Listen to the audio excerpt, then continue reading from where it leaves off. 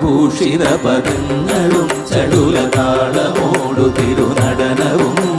ഭസ്മഭൂഷിത മുരസ്ഥലം പരിണചർമ്മവും ഫണിഗണങ്ങളും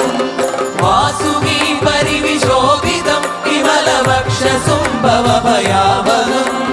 ചന്ദ്രശേഖര തെളിഞ്ഞു കാണണം അന്തികേ മമ സദാശിവ നീലകണ്ഠതപനീലകണ്ഠവുമതിൽ കുളഞ്ഞുറവിമാലയും ഭൂവിശോഭ വഴിയും കരങ്ങളിൽ ഘമഠമാരവകളും തുണി ശൂലപാണേ